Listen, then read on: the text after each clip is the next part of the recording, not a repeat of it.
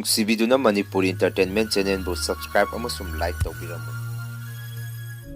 Channel ꯑꯁꯤꯅ ꯉꯁꯤꯁꯨ ꯃꯌꯥꯝꯕꯨ ꯏꯀꯣꯡꯅꯣꯅ ꯈꯣꯏꯔꯝꯖꯔꯤ꯫ ꯃꯍꯧꯁꯥꯒꯨꯝ ꯉꯁꯤꯁꯨ ꯑꯩꯒꯤ ꯅꯨꯡꯁꯤꯖꯔꯕ ꯁꯕꯁꯀ꯭ꯔꯥꯏꯕꯔꯁꯤꯡꯅ ꯊꯥꯕꯤꯔꯛꯄ ꯃꯅꯤꯄꯨꯔꯤ ꯍꯣꯔꯔ ꯁ꯭ꯇꯣꯔꯤ ꯑꯅꯧꯕ ꯑꯃꯃꯨꯛ ꯃꯌꯥꯝꯒꯤꯗꯃꯛꯇ ꯄꯨꯗꯨꯅ ꯂꯥꯛꯆꯔꯤ꯫ ꯋꯥꯔꯤ ꯑꯁꯤꯕꯨ ꯂꯥꯟꯊꯣꯛꯆꯔꯛꯄ ꯃꯇꯝꯗ ꯁꯣꯏꯈꯤ ꯂꯥꯟꯈꯤꯕ ꯌꯥꯎꯔꯕꯁꯨ ꯃꯌꯥꯝꯗ ꯉꯥꯛꯄꯤꯅꯕ ꯍꯥꯏꯖꯔꯤ꯫ ꯐꯔꯦ ꯑꯗꯨꯗꯤ ꯃꯌꯥꯝ ꯋꯥꯔꯤꯁꯤ ꯍꯧꯅꯕ ꯇꯧꯖꯔꯒꯦ꯫ ꯋꯥꯔꯤꯁꯤ ꯃꯇꯝ ꯑꯗꯨꯗ ꯑꯩꯒꯤ ꯏꯌꯥꯝꯕ ꯍꯦꯛ ꯄꯣꯛꯃꯤꯟꯅꯕꯁꯤ ꯃꯉꯣꯟꯗ ꯇꯥꯈꯤꯕ ꯗꯁꯥꯅꯤ꯫ ꯗꯗꯥꯅ ꯂꯧꯔꯤꯕ ꯑꯩꯈꯣꯏ ꯏꯇꯩꯃꯁꯤ ꯍꯥꯏ ꯀꯥꯟꯅꯗꯤ ꯂꯩꯀꯥꯏꯗ ꯂꯝꯕꯥ ꯂꯩꯇꯦ ꯍꯥꯏꯗꯨꯅꯤ꯫ ꯏꯇꯩꯃꯅ ꯍꯩꯁꯤꯡꯃꯟꯗꯅ ꯗꯗꯥꯁꯤ ꯅꯨꯡꯉꯥꯏꯔꯤꯅꯤ꯫ ꯍꯥꯏꯗꯤ ꯏꯇꯩꯃꯅ ꯂꯩꯀꯥꯏꯗ ꯃꯔꯨꯞꯁꯤ ꯍꯧꯔꯒ ꯑꯍꯥꯟꯕ ꯁꯔꯨꯛꯇꯨꯅ ꯁꯨꯝ ꯃꯥꯅ ꯂꯧꯁꯟ ꯅꯨꯡꯉꯥꯏꯕ ꯍꯧꯔꯛꯈꯤ꯫ ꯗꯗꯥꯗꯤ ꯏꯆꯝ ꯆꯝꯕ ꯃꯤꯅꯤ, ꯊꯕꯛ ꯈꯔ ꯁꯨꯔꯨꯔꯒ ꯑꯗꯨꯝ ꯄꯨꯡꯂꯩꯗ ꯂꯩꯕ ꯃꯤꯅꯤ꯫ ꯑꯩꯁꯨ ꯅꯨꯄꯤ ꯊꯤꯔꯦ, ꯏꯆꯥꯁꯨ ꯂꯩꯔꯦ꯫ ꯑꯩꯈꯣꯏ ꯏꯇꯩꯃꯅ ꯃꯣꯏꯒꯤ ꯏꯪꯈꯣꯜ ꯑꯃ ꯂꯩꯔꯦ ꯍꯥꯏꯗꯅ ꯄꯥꯎ ꯑꯃ ꯇꯥꯔꯝꯃꯤ꯫ ꯑꯗꯨꯁꯨ ꯂꯝ ꯈꯔ ꯍꯥꯏꯗꯕ ꯃꯐꯝ ꯑꯃꯗꯅꯤꯁꯨ ꯍꯥꯏ꯫ ꯃꯣꯏꯁꯦ ꯑꯗꯨꯗ ꯂꯩꯔꯨꯒꯗꯕꯗꯤ ꯅꯠꯇꯕꯖꯥꯠꯅꯤ꯫ ꯁꯨꯝ ꯁꯦꯟ ꯄꯥꯏꯕ ꯁꯥꯔꯒ ꯂꯩꯁꯟꯕ ꯍꯥꯏꯗꯨꯅꯤ꯫ ꯍꯣꯡꯅꯁꯨ ꯂꯧꯕꯅꯤ ꯍꯥꯏ ꯏꯪꯈꯣꯜ ꯑꯗꯨ꯫ ꯏꯇꯩꯃꯅ ꯍꯩꯁꯤꯡꯃꯜꯂꯛꯇꯅ ꯁꯦꯟ ꯈꯔ ꯄꯥꯏꯔꯛꯄꯗꯒꯤ ꯏꯪꯈꯣꯜꯒ ꯂꯧꯁꯜꯂꯛꯄ ꯑꯗꯨꯗꯒꯤ ꯗꯗꯥꯗꯤ ꯊꯕꯛꯀ ꯆꯠꯈꯤꯗ꯭ꯔꯦ꯫ ꯌꯨꯝꯗ ꯑꯉꯥꯡꯁꯤꯡ ꯑꯣꯏꯅ ꯁꯦꯟꯅꯔꯒ ꯂꯩꯈꯤ꯫ ꯑꯩꯒꯤ ꯅꯨꯄꯤꯅꯁꯨ ꯑꯩꯉꯣꯟꯗ ꯁꯨꯝꯅ ꯍꯥꯏ, ꯃꯤꯗꯤ ꯁꯦꯟ ꯄꯥꯏꯈ꯭ꯔꯦ, ꯑꯩꯈꯣꯏꯒꯤꯅ ꯀꯝꯗꯧꯗꯣꯔꯤꯅꯣ ꯈꯪꯗ꯭ꯔꯦ ꯇꯧꯗꯣꯏꯁꯤ ꯀꯥꯏꯗꯅ꯫ ꯃꯗꯨꯗ ꯑꯩꯅ ꯑꯁꯨꯝꯅ ꯈꯨꯝꯃꯤ, ꯏꯇꯩꯃꯒꯤ ꯁꯦꯟ ꯈꯨꯇꯥꯟ ꯈꯨꯄꯥꯏꯁꯤ ꯀꯨꯏꯅ ꯆꯠꯀꯗꯕ ꯁꯦꯟ ꯈꯨꯄꯥꯏ ꯅꯠꯇꯦꯗ ꯅꯨꯄꯤ꯫ ꯏꯌꯥꯝꯕꯅꯤ ꯇꯧꯔꯤꯁꯤꯅ ꯃꯥ ꯃꯁꯥꯒꯤ ꯊꯕꯛ ꯆꯠꯂꯤꯒꯥꯗꯣ ꯇꯣꯛꯊꯣꯛꯑꯒ ꯌꯨꯝꯗ ꯐꯝꯖꯥ ꯆꯥꯗꯅ ꯂꯩꯔꯤ꯫ ꯅꯨꯄꯤꯅ ꯄꯨꯁꯜꯂꯛꯑꯕꯅꯤ ꯀꯥꯏꯗꯅ ꯌꯦꯡꯕꯗ ꯅꯥꯔꯦ ꯇꯧꯔꯤꯁꯤ꯫ ꯌꯥꯔꯦ ꯃꯤꯒꯤ ꯋꯥꯔꯤꯁꯤ ꯁꯥꯟꯅꯔꯒꯨꯝꯁꯤ꯫ ꯅꯪꯁꯨ ꯏꯇꯩꯃꯅ ꯍꯩꯁꯤꯡꯉꯤ ꯁꯨꯃꯥꯏꯅ ꯅꯪꯁꯨ ꯈꯔ ꯇꯧꯕ ꯌꯥꯗ꯭ꯔꯣ? ꯃꯔꯨꯞꯀꯥꯗꯣ ꯄꯨꯍꯧꯗ ꯍꯧꯖꯜꯂꯨꯅꯦ꯫ ꯑꯍꯥꯟꯕ ꯁꯔꯨꯛꯇꯨꯅ ꯑꯩꯈꯣꯏꯅ ꯀꯣꯛ ꯂꯧꯊꯣꯛꯑꯒ ꯂꯣꯏꯔꯦ꯫ ꯑꯗꯨꯁꯨ ꯍꯩꯔꯣꯏꯅꯦ ꯅꯪꯗꯤ, ꯑꯗꯨꯅ ꯂꯩꯌꯨ꯫ ꯅꯪꯗꯤ ꯑꯗꯨꯃꯥꯏꯅ ꯑꯗꯨꯝ ꯑꯩ ꯁꯦꯟ ꯇꯥꯟꯒꯤ ꯄꯨꯁꯜꯂꯛꯀꯦ ꯅꯣꯏ ꯊꯥꯛꯅꯕ ꯍꯥꯏꯔꯛꯑꯝꯃꯤ꯫ ꯃꯇꯝ ꯈꯔꯒꯤ ꯃꯇꯨꯡꯗꯗꯤ ꯑꯩꯈꯣꯏ ꯏꯇꯩꯃꯁꯤ ꯌꯨꯝꯗ ꯃꯤꯅ ꯍꯥꯠꯀꯦ ꯂꯥꯛꯄꯁꯤ ꯁꯨꯝ ꯇꯣꯏꯁꯤꯜꯂꯛꯏ꯫ ꯀꯔꯤ ꯀꯔꯕꯥꯔ ꯑꯃꯃꯨꯛ ꯇꯧꯔꯨꯗꯅ ꯄꯨꯊꯔꯕꯅꯣ ꯈꯪꯗꯦ꯫ ꯅꯣꯡꯉꯥꯟꯕꯒ ꯀꯥꯔ ꯇꯣꯡꯗꯅ ꯃꯁꯥ ꯅꯥꯟꯕ ꯃꯁꯛ ꯐꯖꯕ ꯁꯦꯟ ꯄꯥꯏꯕ ꯃꯌꯥꯝ ꯑꯃ ꯂꯥꯛꯑꯒ ꯏꯌꯥꯝꯕ ꯑꯁꯤꯗ ꯙꯞ ꯇꯧꯕꯤꯕꯗ ꯑꯩꯗꯤ ꯌꯦꯡꯕꯕꯨ ꯉꯝꯃꯝꯗꯦ꯫ ꯍꯥꯏꯗꯤ ꯏꯇꯩꯃꯅ ꯂꯣꯠꯈ꯭ꯔꯕꯅꯤꯅ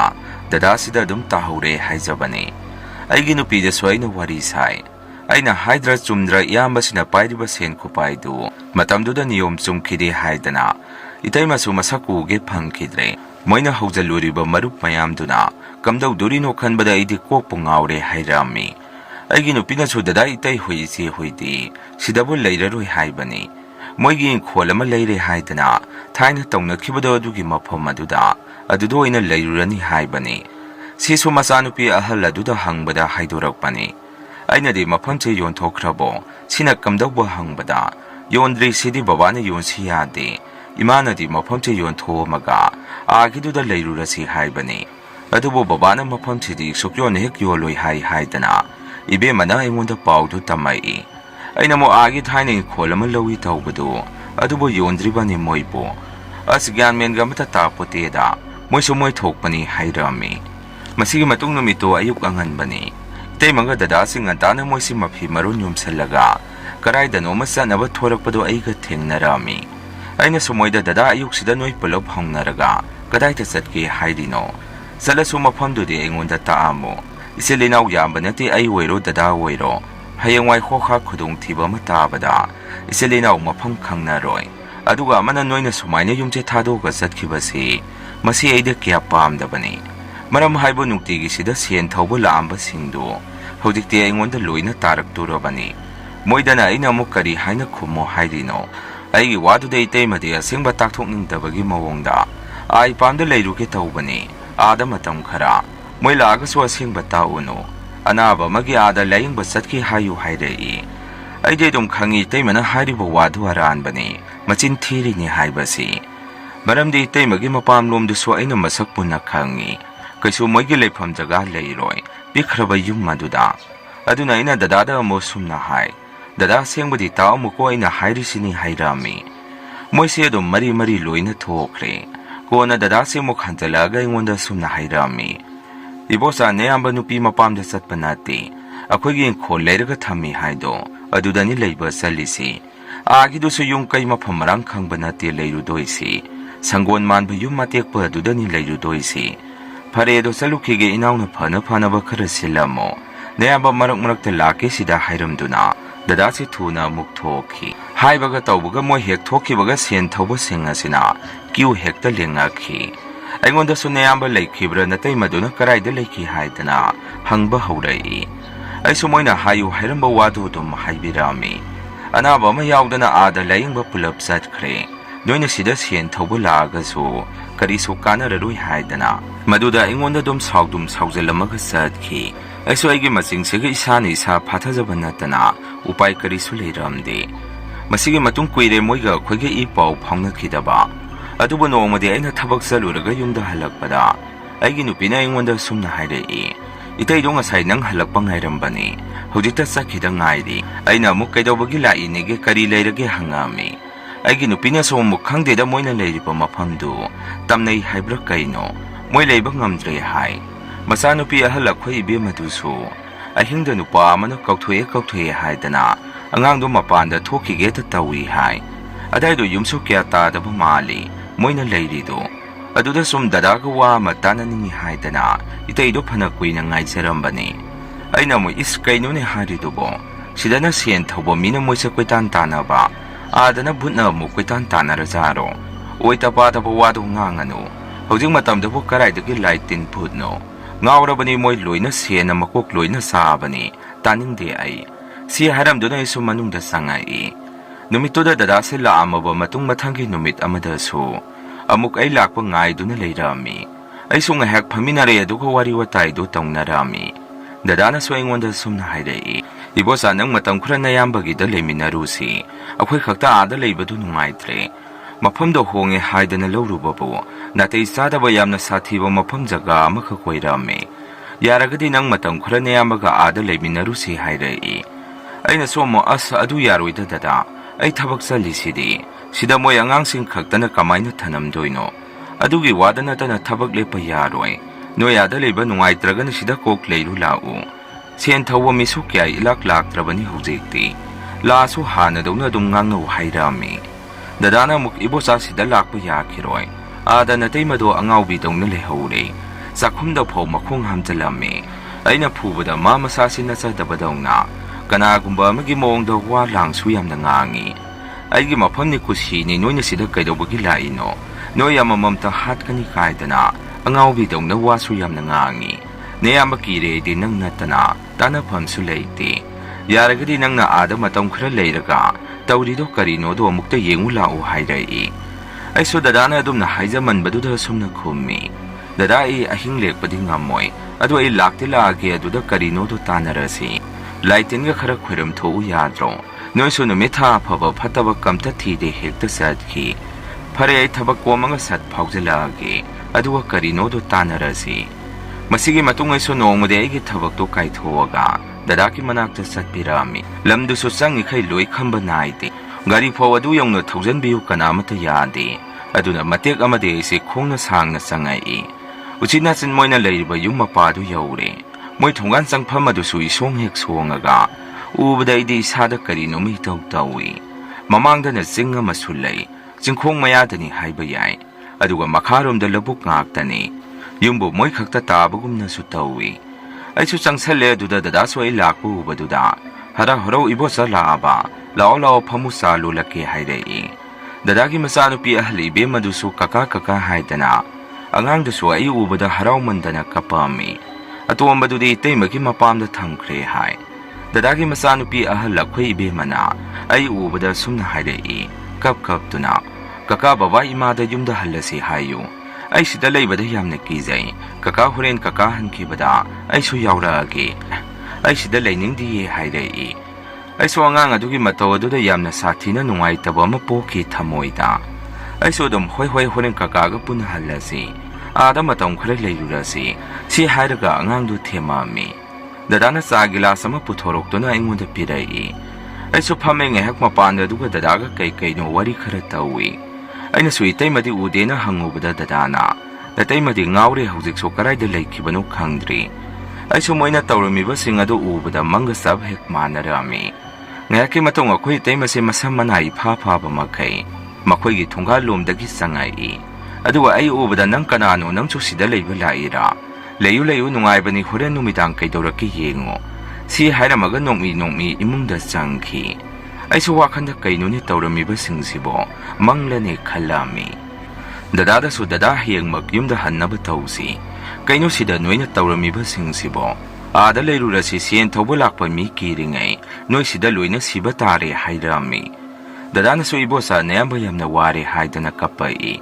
aisu nungai tadana numito kari numitno aina yumdagi thoraga aduda leiba yabra haidana haipet numit thabansi aduda leina sum parami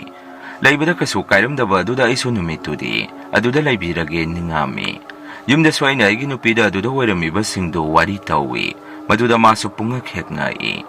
numidangdo dadana moida loiba yeni haibra kaino yelama halaga sumibani moi yungi awang thangba matek ama tapthaiba aduda thongminaraga wari tawi adumaina leiringai dada hoige thongwan changpham adomdagi angang masa si mema kapai aidi maduda punga khekna khidana kaino dada sidi kanagi angang no hangami dada na mu ibosa angang asengba nate asi ibani na sida thong thakpa tawbasida sahinga hingta khidana tawri ini mahi kharadi yauri ado loisalasira sakhumda pusalasi insang si sarurasi hairai aina somu hoi yarisi mahi ga yaurasanu kaisu kaide dada pusalasi aspura mawong amani dana sidi law pusalasi haidani insangdu dada ga iga nakan pairga sakhumda pusalami itay masu chakto khoina charasi haidana kauba changubada leiramde ibe mada hangubada so aidi khangde imagi manakta leibaki aduna ide aigi kada dum lei khumai dadana so asaida leijaramni ai thiruge haidana thoki aiso wakhanda kainone hujik numidang sida bo saida leijaramni hairi sibo khalami kona dadana ise mapanda kokthoraki aiso prapra mapanda thoami maduda itay mase angakpani ngasay khuna semkhiba yen matu marang yen semkhibagi aremba inai macit makai singado sarga leirami dadana so itay mase lichai thaduna phurami sagano haidana maduda itay mase akiba saktham mamada nongmi sumna hairai numidang se saida noi nattaba mi mayam ama lei moiso aina sari se chaningdana yengaga loina leirini tu sida masu lepaga leire haidana makuto thilami aisu itei magi mong aduda tuga khyau songami dadana so itei mase phura ga imungda pusanki aidi chaka mata chadre numito hoit kharabudi sai adubu oiribo mong mata kya duda chaklambaga mata poktre numidang aduda so yumdugi maning mayada pedrak padrak gyan menga mata taramde thongandana angang masa khara kapak yamna wana ise nongan bangai ki uchina chen nongalaga ina dadada salasi hairami maduda dadani bosa ai ngasi makchatpadi nungaite nang hallo ai athubada lake hairai angang do soina purage haibada dadana ma matumde itei masena bangamoi pukhranu thandammo hairai aisu yumda halake tawrakpada angang duna kaka ada khoi kangkwanda laktuinu haidana yamna nungaitana hangaga lehauki yumda halai aise aigi nupida so wari do setnana tamami aigi nupida so adudi sida leinaba simbirase hairai masigi matum kuidana yamna thajadana dadagi masanupi ahan akhoi ibe madu leitre hairai tumbada haugalaktre haidana aidi madu tabada thamoise macet tana kaiki kapsu yamna kapami mana sida chalage pubiyo hairambado ningsing yamna kapami lekagi minasu ada mathomangam pangthokpa yaroi moigi misu ada mata leite yaroi sida sibado putharo hainaduna ibe magi thawai yaudaba siba hakchang adu yumasida puraga mathomangam pangthokpirami dadana so sumna hairai mana tumamdai mabu chalasi haidana adum nungtigi angangdugi phamangda mi masak khangdaba mayam ama hekta changi haidana dadada angangduna wari tamami hai aduga ina aduda nongma leiramaga chakhiba numit aduda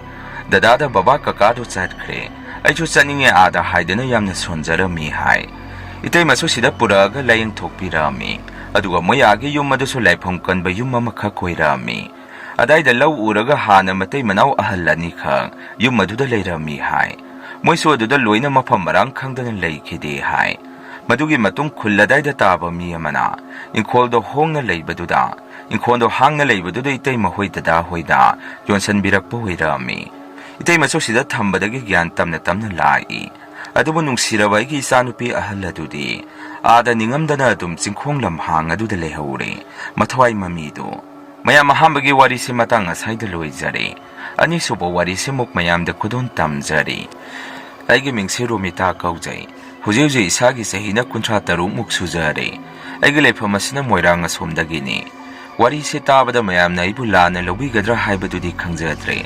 Adu waigi punsigi tangka kamada. Isada asengba thokiba thamoi sokpa thaudo amaki wari ni. Thaudo si aina sahi kulumdoi kumariga surakpa matam chawrakna. Sahi tarani thoimuki mamangda asengba thokiba thaudo amaki wari ni. Aigi babagi mingna Joy Kumar kawi. Aduga imagi mingna Rani Tombi kawi. Aigi baba si chengchak yonba dukal ama hangjaraga ichamchamna hingjaba mioi ni. Imadi BP gi anaba su leijai. Aduna thaba akanba suba yade. Yumda duk khara saraga babagi dukanda haptuna adum tegli yonjaba mioi ni. Aigi silinau se ani ni aigi thaksida ibung ama leijai. Ibung asina aingondagi sahi mari mukhalli. Dadaga igasi pikling aidagi yamna nuksinare I hai. Ngayat ka thadoknaba yarakte hai sanaba salagasu dadagi matung adum inay hai aisi. Aduga yamna nuksiba amana dadasi mayada karigumba mahek chaba matamda isangeni haiduna mayadagi achapot phawba aingonda inbiduna dum pizza thoi hai. Ima hoina wari adum libirai. Khangde khanjalubada nuksibagi mapan naite. Matamdi sum haukibana chahiro yaksang thagi matam su yaurakle. Yaksang hairi sidabu koiba langba thaban isai lila kumhai. Harau kumhai na pikthanba matamni. Asumna akhoi lekai gi su leisabi singna thaban chinsi hainabadagi thaban si sinnaba taurami. Main road ta leisabi mayam thauri thattuna arakba gari singdagi ngamjaba khara mating laurami.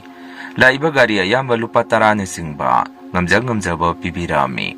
Asumna akhoi mayamna thauri thalakpa asida nungthingi pung 2 ga tarakpa matam asida gari masa hum pareng sana thauduna lakpasi urami. Gari masa du sunupa ani ni tongduna lakpani. Sumyengbada pakhang masa sahi 30 gi makha ngakta woini.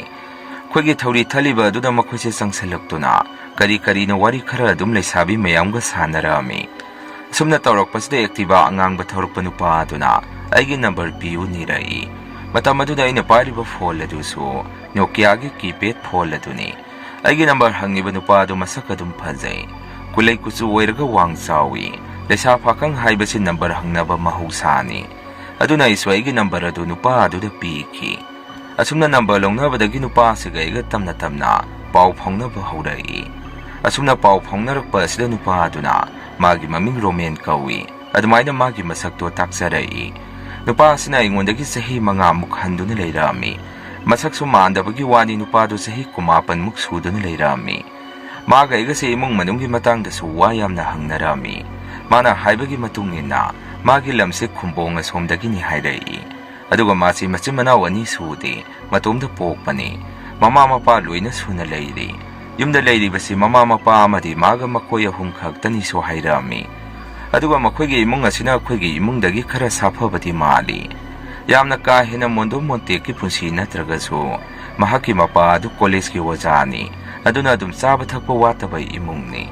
Panjariba khudima kasimana ingonda magi maramda hairakhiba sing aduni. Yaksangchu loikhre yaksangi thabanda su masula ami. Ibani se thaban su matek ama songminarami. Asumna matamdi sum haukhibana daru men gaiga khangnarakpase thani mukti sujankhre. Ahambadadi ai karisu phauramdabani. Adubu mioiba haibase loinaragadi adum nuksinari haibaduni. Daru men se aina su tamna nuksiba phaurai. Mahaga si yamna su phai aiga pau phongnarakpa matam masida phana gyan taba mi amagum tawi. Tasingna hairabada nupi oibi akhoina pamjari si akhoibu nungsibiba khanbiba mahaktuni. Aibu masak khangbiba respect tawbiba are leita tathok tasin tawduna hingminaba ngamba hairiba misak asitabuni. Aduna daro mengi wangang sangang ingtapa sajad asida aina sumabu phana nungsina loinarami. Akhoi ani se nong phadukso adum unai. Mahakna akhoi khunda laktuna aina haiphe toktuna ngahak isamsamna adum wari sanai. Asumna sum khangnarakpane ibani se yamna nuksinarami. Ibani na khangnarakpa tha hum helakle. Matam adu July thagi matamni kanglen hauba numi suoirami. Aduna akhoi ani se ki hum chaba salusi. Kangi ngahak poithosi haidana haunarami. Numito daro mena magi aktiba adu puduna aibu lawba lakpirami. Asumna pung 12 makhaiga tarakpa matam asida akhoi se ki hum charusi haiduna mafam adomda ki hum chaba salami. lamso khara sangbaga gari masa ko oire mafam adu yaubada phana kuina sangami akhoi ani su ki hom khara charba matung ngayak phaminaraga konunggi kangsingba muk yengusi hainaduna kangsingba yengba muk salami matam haristabu khangau banati asumna khoina ama tauringai pungdi phana yamna thingjan khiduna leirami matangdu sarangna pung ahum henjalakle akhoi ani su thengi hallasi hainaduna gari tongduna yumma kai panga ami lebak thiriba sulamben mayai salakpada gari edu muk khangau start to mulami farak tariba mana gari yaraktriba mafam adu labuk lamhang oina tawi yumso tabu uramde gari edu phana kannadi daro mena semnaba honajai adbu yaba kaubudi leite aduna gari edu semnabagi damakta gari edu lamben matek ama induna satpa tarami sumna ibani su gari edu daro mena induna sum workshop leiba mafamdu thirami gari edu phana sangni ilaba matung ujin nasen khullama yoroktuna workshop amada gari edu insanduna semlami gari edu semada phana kuina matam su changi akhoi su khongna hanbasu yada dum phamduna ngaiba tarami asumna gari edu semba loirapa matamdani numidang wairamgi pung taruk henduna leirami laibak thiriba se igi phone adu mai yaudabadagi switch off takrabani matam asi ubada edi kapningba ma phaurami akhoi ani na gari si kana thauduna salaga su pung taret helaga yum adum yaudurini madugi su mathakta nupi leisabi amana yumda thengna mamna hanjanba hairibasi samajki sanabigi wangmadani aduga aina hanjaluba taraga su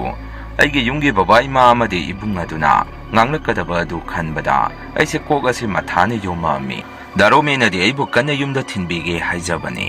adubu masi ibanigi laibakta tamlamlabani adumaina khandoktuna ibani si chenbada adum matarami sumne ibani se daromena magi mamanaba amagi mayumda aibu puduna sangami daromengi mamanabagi imung adu ai sangakpu ubasida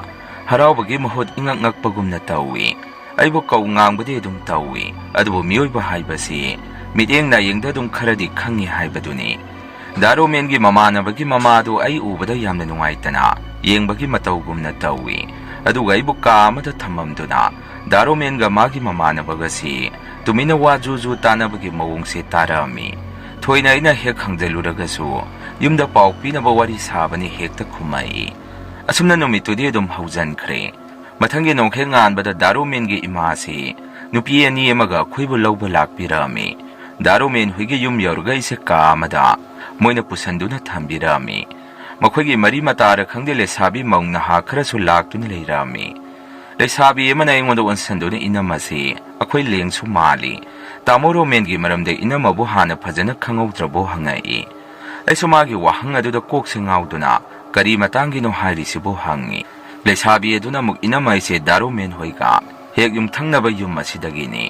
daromen se masa ama leiraba nupani magi nupini hudik stair kafam aduda lephauridu lesabi dugi wafam adu tabada aidi ikaibanasu mai asing ngaksang hek ngangami mayam naibu wakhan yaudabhi oina ubirambadi yai adubu mi amana magi asengba masak adu lotke haiduna lot khragadi magi maikhum adu hangthokpa haribasi araiba nati aduga daromen gaiga khangnariba matam masisu pungkoi koiba natri chen chomage wakhan su nongmuta khalludabani adubu mapok thiraba igi nupi oibigi laibaga sinaibu ikai khangdabi taungambi amagumna ise ubirami karisu leijadrabi nupi amagi makada yetpa haibada oiki aigi wakhanda ima baba hoina yumda pau haidokpa lakpada nupi macha adu thinbiro haibirakpa haidana lai ningjarami aina khalibana aise yumda chenba nonganbagi yumda thinbiramagadi isana luhongba se haidokjarage daromen gaiga punsigi mari tatnarage khallubani adubu aigi wakhal asigi tayunabada yumgi babaga tamogana aibu nupi leiba nupa amada chen chongba tawi haiduna aibu inthokpirai amukhana yumda khungun tarakpa yaroi haiduna so haibirami masigi pawo se tabada idi tasingna thamoi sokhiduna kapami aigi damakta lepigadaba mise ilai leiramde adubu karidi upaibu leiribage yumdagi su inthorak aigi changjafam kanasu leite aduna nupa mayumda luhongba tarami pamda tombi haiba mingtholadu aigi kokthaga sida thangatuna yum asida hingba taaki asumna daromengi nupi atombi oina aisi daromengi yumda leiba tarami daromengi nupi ahaladu so yum asida leiminai yamna phabadi male adubu magi nupabu mulli haibigi wakhanda aingonda walangdi ingangangamdi ꯗꯥꯔꯣꯃꯦꯟꯒꯁꯨ ꯃꯕꯥꯅꯤꯁꯦ ꯌꯥꯝꯅ ꯈꯟꯅꯔꯝꯃꯤ꯫ ꯑꯩꯅ ꯗꯥꯔꯣꯃꯦꯟꯕꯨꯁꯨ ꯃꯥꯒꯤ ꯅꯝꯊꯥꯛ ꯂꯧꯅꯝ ꯑꯗꯨꯒꯤꯗꯃꯛꯇ ꯑꯩꯅ ꯃꯥꯕꯨ ꯉꯥꯛꯄꯤꯕ ꯁꯨꯡꯉꯝ ꯉꯝꯃꯝꯗꯦ꯫ ꯑꯩꯅ ꯃꯥꯕꯨ ꯏꯟꯊꯣꯛꯇꯨꯅ ꯊꯝꯃꯝꯃꯤ꯫ ꯃꯥꯁꯨ ꯃꯇꯝ ꯂꯩꯕ ꯈꯤꯕꯤꯛꯇ ꯑꯩꯒꯤ ꯅꯥꯛꯇ ꯅꯛꯁꯟꯅꯕ ꯍꯣꯠꯅꯔꯝꯃꯤ꯫ ꯑꯩꯅ ꯆꯥꯛ ꯊꯣꯡꯂꯦ ꯆꯥꯛꯁꯪꯗ ꯆꯪꯉꯛꯀꯅꯤ꯫ ꯑꯩꯅ ꯐꯤ ꯐꯧꯔꯦ ꯇꯦꯔꯦꯁꯇ ꯑꯗꯨꯃꯛ ꯂꯦꯞꯄꯛꯀꯅꯤ꯫ ꯑꯁꯨꯝꯅ ꯇꯧꯕ ꯑꯁꯤꯗ ꯗꯥꯔꯣꯃꯦꯟꯒꯤ ꯅꯨꯄꯤ ꯑꯍꯟ, ꯑꯩꯅ ꯏꯆꯦ ꯍꯥꯏꯗꯅ ꯍꯥꯏꯖꯔꯒꯦ, ꯏꯆꯦ ꯑꯁꯤꯒꯤ ꯃꯤꯠꯇꯗꯤ ꯗꯥꯔꯣꯃꯦꯟꯒ ꯑꯩꯒꯁꯤ ꯌꯥꯝꯅ ꯅꯨꯡꯁꯤꯅꯅ ꯂꯩꯃꯤꯟꯅꯕ, ꯃꯥꯒꯤ ꯃꯃꯥꯡꯗ ꯂꯦꯟꯅꯗꯨꯅ ꯇꯧꯔꯤꯕꯣꯏ ꯑꯣꯏꯅ ꯎꯕꯤꯔꯝꯃꯤ꯫ ꯃꯔꯝ ꯑꯁꯤꯃꯛꯅꯁꯨ ꯀꯔꯤꯁꯨ ꯂꯩꯇꯕ ꯋꯥ ꯑꯃꯗ ꯄ꯭ꯔꯃꯥꯟ ꯇꯧꯗꯨꯅ ꯑꯩꯕꯨ ꯅꯥꯆꯦꯠꯇ ꯌꯩꯗꯨꯅ ꯉꯥꯡꯕ ꯁꯛꯄꯁꯦ ꯑꯗꯨꯝ ꯇꯧꯔꯛꯑꯝꯃꯤ꯫ ꯌꯥꯝꯅ ꯅꯨꯡꯁꯤꯕ ꯑꯃꯅ ꯗꯥꯔꯣꯃꯦꯟ ꯍꯣꯏꯒꯤ ꯏꯃꯥ ꯕꯕꯥꯁꯤ ꯂꯩꯕꯥꯛ ꯃꯆꯥ ꯇꯥꯕꯒꯤ ꯍꯧꯅꯕꯤ, ꯑꯩꯕꯨ ꯑꯣꯠ ꯅꯩꯕꯤꯕ ꯇꯧꯕꯗꯨꯗꯤ ꯇꯧꯔꯝꯗꯦ꯫ ꯃꯁꯤꯅ ꯑꯩꯒꯤ ꯄꯨꯟꯁꯤꯗ ꯈ꯭ꯋꯥꯏꯗꯒꯤ ꯂꯥꯏꯕꯛ ꯐꯕ ꯍꯥꯏꯕꯗꯨ ꯈꯟꯖꯔꯤꯅꯤ꯫ ꯑꯁꯨꯝꯅ ꯊꯥ ꯑꯃꯃꯨꯛꯇꯤ ꯍꯧꯖꯤꯟꯈ꯭ꯔꯦ ꯗꯥꯔꯣꯃꯦꯟꯅ ꯑꯩꯒꯤ ꯏꯅꯥꯛꯁꯤꯗ ꯅꯛꯁꯟꯅꯕ ꯍꯣꯠꯅꯔꯛꯄ ꯃꯇꯧ ꯑꯁꯤ ꯎꯔꯤꯕ ꯃꯈꯩ ꯏꯆꯦ ꯑꯁꯤꯅ ꯑꯩꯕꯨ ꯃꯕꯨꯛꯇ ꯌꯦꯛꯄ ꯁꯥꯎꯅꯤꯡꯕꯁꯨ ꯍꯦꯟꯒꯠꯂꯛꯑꯝꯃꯤ꯫ ꯑꯩ ꯎꯕꯒ ꯐꯤ ꯀꯥꯝꯕꯁꯨ ꯍꯧꯔꯛꯑꯝꯃꯤ꯫ ꯃꯆꯥ ꯋꯥꯔꯛꯄꯗꯁꯨ ꯌꯨꯝꯀꯥꯏꯕꯤꯒꯤ ꯃꯇꯧ ꯇꯝꯒꯅꯨ, ꯑꯁꯨꯝꯅ ꯍꯦꯛꯇ ꯉꯥꯡꯁꯛꯄꯁꯤ ꯇꯧꯏ꯫ ꯃꯁꯤ ꯄꯨꯝꯅꯃꯛ ꯑꯁꯤ ꯑꯩ ꯈꯪꯉꯤ ꯑꯩꯉꯣꯟꯗ ꯍꯥꯏꯔꯤꯕꯅꯤ꯫ ꯑꯗꯨꯕꯨ ꯑꯩ ꯅꯨꯄꯤꯅꯤ ꯅꯨꯄꯤ ꯍꯥꯏꯔꯤꯕꯁꯤ ꯈꯣꯡꯐꯝ ꯑꯃ ꯁꯣꯏꯕꯗ ꯅꯣꯛꯅꯕꯤꯕ ꯉꯥꯛꯇꯅꯤ꯫ ꯑꯗꯨꯅ ꯃꯤꯅ ꯊꯤꯅ ꯆꯩꯔꯒꯁꯨ ꯑꯩ ꯈꯥꯡꯖꯟꯗꯨꯅ ꯇꯨꯃꯤꯟꯅ ꯂꯣꯟꯅ ꯌꯨꯝꯒꯤ ꯏꯃꯥꯕꯨ ꯅꯤꯡꯁꯤꯡꯗꯨꯅ ꯀꯞꯄ ꯇꯥꯔꯛꯑꯝꯃꯤ꯫ ꯃꯈꯣꯏꯒꯤ ꯌꯨꯝ ꯑꯁꯤꯗ ꯂꯩꯕꯗꯒꯤ ꯑꯩꯒꯤ ꯐꯣꯟ ꯑꯁꯤꯁꯨ ꯏꯁꯤꯡꯗ ꯇꯥꯁꯤꯟꯈꯤꯗꯨꯅ ꯌꯥꯗꯕ ꯀꯨꯏꯔꯕꯅꯤ꯫ ꯄꯥꯎ ꯐꯥꯎꯅꯅꯕ ꯑꯩꯒꯤꯅꯤ ꯍꯥꯏꯕꯗ ꯀꯅꯥꯁꯨ ꯂꯩꯇꯦ꯫ ꯑꯗꯨꯅ ꯐꯣꯟ ꯄꯥꯏꯔꯨꯕꯒꯤ ꯀꯥꯟꯅꯕꯁꯨ ꯂꯩꯇꯦ ꯈꯟꯗꯣꯛꯇꯨꯅ ꯐꯣꯟ ꯑꯗꯨꯁꯨ ꯑꯗꯨꯝ ꯄꯥꯏꯔꯨꯗ꯭ꯔꯦ꯫ ꯅꯣꯡꯃ ꯏꯁꯥ ꯌꯥꯝꯅ ꯅꯨꯡꯉꯥꯏꯔꯛꯇꯕꯗꯒꯤ ꯗꯣꯛꯇꯔꯗ ꯗꯥꯔꯣꯃꯦꯟꯅ ꯄꯨꯗꯨꯅ ꯆꯠꯃꯤꯟꯅꯔꯝꯃꯤ꯫ ꯇꯁꯦꯡꯕꯗꯤ ꯑꯩꯒꯤ ꯏꯅꯦ ꯃꯁꯤꯅ ꯌꯥꯗꯕꯗꯒꯤ ꯗꯥꯔꯣꯃꯦꯟꯒ ꯑꯩꯒꯁꯦ ꯆꯠꯃꯤꯟꯅꯔꯝꯃꯤ꯫ ꯑꯩꯗꯤ ꯗꯥꯔꯣꯃꯦꯟꯁꯦ ꯇꯁꯦꯡꯅ ꯍꯪꯒꯣꯏꯕ ꯐꯥꯎꯏ꯫ ꯑꯩꯒꯤ ꯄꯨꯟꯁꯤꯕꯨ ꯃꯥꯡꯍꯜꯂꯤꯕ ꯃꯉꯣꯟꯗ ꯑꯩꯒꯤ ꯄꯨꯟꯁꯤ ꯑꯁꯤ ꯁꯤꯟꯅꯔꯣꯏ ꯍꯥꯏꯕꯁꯤ ꯑꯩꯒꯤ ꯂꯦꯡꯗ꯭ꯔꯕ ꯋꯥꯁꯛꯅꯤ꯫ ꯑꯩꯒꯤ ꯌꯨꯝꯒꯤ ꯃꯤꯁꯨ ꯑꯩꯕꯨ ꯋꯥꯔꯧꯈ꯭ꯔꯕ ꯃꯥꯜꯂꯤ꯫ ꯑꯩꯉꯣꯟꯗ ꯄꯥꯎ ꯀꯔꯤꯃꯠꯇ ꯐꯥꯎꯔꯛꯈꯤꯗ꯭ꯔꯦ꯫ ꯑꯁꯨꯝꯅ ꯗꯥꯔꯣꯃꯦꯟꯒ ꯑꯩꯒꯁꯦ ꯒꯥꯔꯤ ꯇꯣꯡꯗꯨꯅ ꯆꯠꯃꯤꯟꯅꯕꯁꯤ ꯎꯕꯗꯒꯤ ꯏꯆꯦꯁꯦ ꯁꯥꯎꯅꯤꯡꯕꯒꯤ ꯄꯜ ꯂꯥꯟꯈꯤꯗꯨꯅ ꯑꯩꯉꯣꯟꯗ ꯅꯠꯇꯕ ꯊꯕꯛ ꯀꯌꯥ ꯑꯃ ꯇꯧꯕ ꯍꯧꯔꯛꯀꯗꯣꯔꯕꯅꯤ꯫ ꯑꯁꯨꯝꯅ ꯍꯤꯗꯥꯛ ꯈꯔ ꯆꯥꯔꯕ ꯃꯇꯨꯡ ꯑꯩꯒꯤ ꯑꯅꯥꯕ ꯑꯗꯨꯁꯨ ꯐꯈ꯭ರೆ꯫ ꯑꯗꯨꯅ ꯑꯩꯁꯦ ꯌꯨꯝꯒꯤ ꯊꯕꯛ ꯏꯪꯈꯥꯡ ꯑꯗꯨꯝ ꯑꯉꯝꯕ ꯇꯧꯁꯜꯂꯛꯑꯝꯃꯤ꯫ ꯑꯗꯨꯕꯨ ꯌꯥꯝꯅ ꯊꯥꯖꯗꯕ ꯃꯑꯣꯡꯗ ꯑꯩꯒꯤ ꯀꯥ ꯑꯣꯏꯔꯤꯕ ꯃꯐꯝ ꯑꯁꯤ ꯇꯝꯅꯕꯒꯤ ꯃꯇꯧꯒꯨꯝꯅ ꯇꯧꯕꯁꯤ ꯍꯧꯔꯛꯏ꯫ ꯑꯩꯅ ꯅꯨꯡꯊꯤꯟ ꯉꯥꯏꯍꯥꯛ ꯄꯣꯊꯥꯕ ꯑꯣꯏꯅ ꯐꯃꯨꯡꯗ ꯍꯤꯞꯇꯨꯅ ꯂꯩꯕꯁꯤꯗ ꯑꯩꯒꯤ ꯏꯁꯥꯁꯤꯗ ꯑꯩꯅ ꯇꯨꯝꯗꯨꯅ ꯂꯩꯔꯤꯕ ꯑꯗꯨ ꯃꯤ ꯑꯃꯅ ꯃꯨꯟꯅ ꯐꯃꯨꯡ ꯑꯁꯤꯗ ꯂꯦꯞꯇꯨꯅ ꯑꯩꯉꯣꯟꯗ ꯌꯦꯡꯊꯔꯛꯄꯒꯨꯝ ꯏꯁꯥ ꯑꯁꯤꯗ ꯁꯥꯃꯤꯜ ꯑꯃ ꯑꯗꯨꯝ ꯐꯥꯎꯔꯛꯑꯝꯃꯤ꯫ ꯃꯤꯠꯁꯦ ꯄꯥꯡꯊꯣꯛꯇꯨꯅ ꯍꯦꯛ ꯌꯦꯡꯂꯨꯔꯒꯁꯨ ꯀꯔꯤꯁꯨ ꯂꯩꯕ ꯅꯠꯇꯦ꯫ ꯑꯩꯒꯤ ꯀꯥꯁꯦ ꯊꯣꯡ ꯑꯗꯨꯝ ꯂꯣꯟꯗꯨꯅ ꯊꯝꯕꯅꯤ꯫ ꯑꯗꯨꯅ ꯑꯩꯅ ꯇꯨꯝꯂꯤꯉꯩ ꯀꯅꯥꯁꯨ ꯆꯪꯉꯛꯀꯗꯕ ꯂꯩꯇꯦ꯫ ꯅꯨꯃꯤꯗꯥꯡ ꯀꯔꯤ ꯃꯔꯝꯒꯤꯅꯣ ꯈꯪꯗꯦ ꯑꯩꯒꯤ ꯀꯥ ꯃꯅꯨꯡ ꯑꯁꯤꯗ ꯑꯩ ꯅꯠꯇꯕ ꯑꯇꯣꯞꯄ ꯃꯤ ꯑꯃ ꯂꯩꯕꯒꯨꯝꯅ ꯏꯁꯥ ꯑꯁꯤꯗ ꯑꯗꯨꯝ ꯐꯥꯎꯔꯛꯑꯝꯃꯤ꯫ ꯃꯃꯤ ꯁꯥꯃꯤ ꯃꯤ ꯑꯃ ꯁꯠ ꯂꯥꯟꯗꯨꯅ ꯃꯤꯠꯃꯥꯡ ꯑꯁꯤꯗ ꯆꯠꯈꯤꯕꯁꯤ ꯑꯗꯨꯝ ꯎꯔꯛꯑꯝꯃꯤ꯫ ꯀꯣꯛ ꯑꯁꯤꯁꯨ ꯉꯥꯎꯕꯅ ꯅꯣꯡꯃꯇ ꯇꯪꯗꯨ ꯂꯩꯇꯥꯅ ꯄꯣꯊꯥꯕ ꯍꯥꯏꯕꯁꯤ ꯉꯝꯃꯝꯗꯦ꯫ ꯌꯥꯝꯅ ꯂꯨꯔꯤꯕ ꯑꯃꯅ ꯑꯩꯒꯤ ꯀꯥꯒꯤ ꯊꯣꯡ ꯑꯁꯤꯗ ꯅꯨꯃꯤꯗꯥꯡ ꯊꯦꯡꯉꯒ ꯃꯤ ꯑꯃꯅ ꯀꯣꯛ ꯍꯥꯏꯗꯅ ꯑꯅꯤꯔꯛ ꯑꯍꯨꯝꯂꯛ ꯊꯤꯜꯂꯛꯄꯁꯤ ꯑꯩꯅ ꯑꯗꯨꯝ ꯇꯥꯔꯛꯏ꯫ ꯑꯍꯥꯟꯕꯗꯗꯤ ꯗꯥꯔꯣꯃꯦꯟ ꯑꯣꯏꯔꯕꯣꯏ ꯅꯤꯡꯗꯅ ꯑꯗꯨꯝ ꯇꯨꯃꯤꯟꯅ ꯂꯩꯔꯕꯅꯤ꯫ ꯑꯗꯨꯕꯨ ꯀꯣꯛ ꯊꯤꯜꯂꯤꯕꯁꯤ ꯗꯥꯔꯣꯃꯦꯟꯅ ꯊꯕꯛ ꯆꯠꯊꯣꯛꯈꯤꯕ ꯌꯨꯝꯗ ꯂꯩꯇꯕ ꯃꯇꯝꯗꯁꯨ ꯑꯗꯨꯝ ꯇꯧꯔꯛꯏ꯫ ꯑꯩꯒ ꯗꯥꯔꯣꯃꯦꯟꯒ ꯏꯆꯦ ꯍꯣꯏꯒ ꯂꯩꯔꯤꯕ ꯀꯥ ꯑꯁꯤ ꯌꯥꯝꯅꯁꯨ ꯂꯥꯞꯅꯩ꯫ ꯃꯈꯣꯏꯅ ꯐꯥꯔꯁꯠ ꯐ꯭ꯂꯣꯔ ꯃꯊꯛꯇ ꯂꯩꯕꯅꯤ꯫ ꯑꯗꯨꯒ ꯑꯩꯒꯤꯅ ꯃꯈꯥꯗ ꯀꯥꯆꯤꯟ ꯏꯊꯪ ꯊꯪꯕ ꯔꯨꯝꯗ ꯑꯩ ꯏꯇꯣꯝꯗ ꯂꯩꯕꯅꯤ꯫ ꯑꯗꯨꯅ ꯃꯤ ꯆꯠꯂꯕꯗꯤ ꯁ꯭ꯇꯦꯌꯔꯗ ꯀꯥꯊꯣꯛ ꯀꯥꯁꯤꯟ ꯇꯧꯕꯒꯤ ꯃꯈꯣꯟꯁꯨ ꯇꯥꯐꯝ ꯊꯣꯛꯄꯅꯤ꯫ ꯑꯗꯨꯕꯨ ꯃꯤ ꯑꯃ ꯂꯥꯛꯄꯒꯤ ꯈꯣꯟꯊꯥꯡ ꯃꯈꯣꯟꯁꯤ ꯀꯔꯤꯃꯠꯇ ꯇꯥꯗꯅ ꯊꯣꯡ ꯑꯁꯤ ꯑꯗꯨꯝ ꯊꯤꯜꯂꯛꯏ꯫ ꯑꯗꯨꯅ ꯏꯁꯥꯗ ꯇꯨ ꯆꯣꯡꯕ ꯀꯤꯕ ꯑꯃꯗꯤ ꯐꯥꯎꯔꯛꯑꯝꯃꯤ꯫ ꯆꯥꯛ ꯏꯁꯤꯡ ꯐꯅ ꯅꯤꯡꯊꯤꯖꯅ ꯆꯥꯔꯒꯁꯨ ꯑꯩꯒꯤ ꯏꯁꯥꯁꯤ ꯃꯆꯤ ꯁꯣꯏ ꯑꯣꯏꯗꯕꯒꯨꯝꯅ ꯌꯥꯡ ꯑꯁꯤ ꯇꯝꯅ ꯀꯪꯁꯤꯜꯂꯛꯇꯨꯅ ꯑꯩꯒꯤ ꯏꯁꯥꯒꯤ ꯋꯦꯠ ꯑꯁꯤ ꯋꯦꯠ 50 ꯌꯧꯔꯛꯑꯝꯗꯦ꯫ ꯑꯩꯒꯤ ꯍꯥꯏꯠ ꯑꯁꯤ 5.5ꯅꯤ꯫ ꯑꯗꯨꯅ ꯑꯩꯁꯦ ꯑꯟꯗꯔ ꯋꯦꯠ ꯑꯣꯏꯕ ꯍꯥꯏꯕꯗꯨ ꯑꯣꯏꯔꯛꯑꯝꯃꯤ꯫ ꯚꯤꯇꯥꯃꯤꯟꯁꯦ ꯐꯅ ꯆꯥꯗꯨꯅꯁꯨ ꯑꯩꯒꯤ ꯏꯁꯥꯁꯤ ꯐꯒꯠꯂꯛꯄꯒꯤ ꯃꯃꯤ ꯑꯃꯠꯇ ꯂꯩꯔꯝꯗꯦ꯫ ꯑꯁꯨꯝꯅ ꯁꯨꯝ ꯂꯩꯔꯛꯄꯅ ꯑꯩꯁꯦ ꯐꯃꯨꯡꯗ ꯍꯤꯞꯇꯨꯅ ꯅꯥꯕ ꯍꯥꯏꯕꯗꯨ ꯑꯣꯏꯔꯛꯑꯝꯃꯤ꯫ ꯑꯩꯅ ꯐꯃꯨꯡꯗ ꯍꯤꯞꯂꯤꯕꯅꯤ ꯍꯥꯏꯗꯨꯅ ꯇꯧꯔꯤꯕ ꯑꯁꯤꯁꯨ ꯀꯔꯤꯒꯤꯅꯣ ꯈꯪꯗꯦ ꯇꯨꯝꯕꯁꯦ ꯁꯨꯛꯌꯥꯃꯛ ꯌꯥꯔꯝꯗꯦ꯫ ꯋꯥꯈꯜ ꯑꯁꯤꯗ ꯏꯁꯥ ꯈꯪꯗ ꯑꯀꯤꯕ ꯁꯛꯇꯝ ꯀꯌꯥ ꯑꯃ ꯆꯤꯡꯁꯟꯗꯨꯅ ꯈꯟꯖꯟꯗꯨꯅ ꯑꯗꯨꯝ ꯂꯩꯔꯛꯑꯝꯃꯤ꯫ ꯑꯩꯒꯤ ꯋꯥꯈꯜ ꯑꯁꯤꯗꯁꯨ ꯑꯩꯕꯨ ꯃꯤꯅ ꯍꯥꯠꯇꯣꯔꯕꯅꯤ ꯍꯥꯏꯗꯅ ꯑꯗꯨꯃꯛ ꯂꯩꯔꯛꯑꯝꯃꯤ꯫ ꯀꯔꯤꯒꯨꯝꯕ ꯃꯇꯝꯗꯅ ꯑꯩꯒꯤ ꯀꯥ ꯑꯁꯤꯒꯤ ꯐꯃꯥꯡ ꯀꯥꯆꯤꯜ ꯑꯁꯤꯗ ꯃꯤ ꯑꯣꯏ ꯁꯥ ꯍꯣꯏ ꯑꯃꯨꯕ ꯂꯩꯆꯤꯟꯒꯤ ꯃꯄꯩ ꯑꯣꯏ ꯑꯗꯨꯃꯥꯏꯅ ꯇꯧꯕ ꯑꯃ ꯇꯥꯁꯟꯗꯨꯅ ꯄꯥꯏꯕꯗꯧꯅ ꯂꯩꯕꯗꯧꯅ ꯎꯔꯛꯑꯝꯃꯤ꯫ ꯑꯩꯅ ꯀꯤꯗꯨꯅ ꯌꯨꯝꯒꯤ ꯃꯤ ꯂꯥꯎꯗꯨꯅ ꯀꯧꯔꯒ ꯌꯦꯡꯍꯟꯕꯗꯗꯤ ꯀꯔꯤꯁꯨ ꯑꯃꯨꯛ ꯂꯩꯔꯝꯗꯦ꯫ ꯑꯁꯨꯝꯅ ꯁꯨꯝ ꯂꯩꯔꯛꯄꯅ ꯑꯩꯒꯤ ꯑꯅꯥꯕ ꯑꯁꯤꯗꯤ ꯁꯨꯝ ꯍꯦꯟꯖꯜꯂꯛꯏ꯫ ꯅꯣꯡꯃ ꯑꯩꯁꯦ ꯆꯥꯛ ꯆꯥꯒꯦ ꯍꯥꯏꯗꯅ ꯆꯥꯛꯈꯨꯝꯗ ꯆꯥꯛ ꯆꯥꯕ ꯆꯪꯉꯛꯄꯅꯤ꯫ Dining table aduda chak adu thamduna aina hek chak asi ya sida chakhom ama khukke haiduna tawrakpa sida dining table gi mixen hapiba aduda mami sami agi tung asida nupi gi sakpham kairabi maleptuna aibu yengduna leiribadu urami aiso khangple khangduna pukham adu khuna sat inthokduna lebak ta thandai kolik makhol aduda inem chu sangsalakduna aingonda kari tawraki hangai aina so ima igi tungsida nupi maleptuna leirami adumaina pakhana pawdu tammi inemna soiba tapna phathabiduna kari su leite che sak ningthijana sadaba aduda nasada maseng marang ubu oirini lao phamungda ningthijana potharo ai nangi sanaba kari no pibirage ai so aigi kadagi yamna tapna thorami aina sumna tholakpa sida isesu lamya yaduda masanu pia pikpadu sena duna leirami ayubada machin paiduna karaidagi leina leithung pakpi sono subino asida yum asida pusali isi nungai duri haiduna nokselamduna angang adu puduna magi kada sangki aise magi waduda thamoi se yamna nungai jaramdi isana ise angawi haibadu oiraba haiduna su aigi wakhanda khanjai aina thengnaribase imungi miyamatana thengnaramdi aduna makhoina ibu thajabibasu watlami adubu aingonda jat ki angakpa thauram asi tawrakpa lepamde ahingda igi kagi thongna wasidasu nupi amagi khonjena susut kapagi makhon se dum tarami aigi nakong se mensanduna mitta pi arara kham leitana chinthaba makai kina dum khangduna kapami ima hoida hairuraga su makhoida karisu tade udi haidana hekta hairai aduga daromena ibu psychiatrist doctor phawa tanaduna guli mayama ma pijarami doctor gi guli mayama du sabaga ka sida tawrakpa kiba mayama dune aise manga mada itaw taw duna leibagumna aise tasengna angawbi haibado oiki aise ahingsu suktum hektum drabani agi mid asida phibam kairabi akiba saktam oirabi nupi ama adum uduna leirami phamung asigi makhadana mi nonglakpa mi kapakpa aduga khujina khurok khulakpa sina chingba se dum tarami masi punamak asina kibase henmalakpana aigi ngamjabi thaduna ibu kanbiu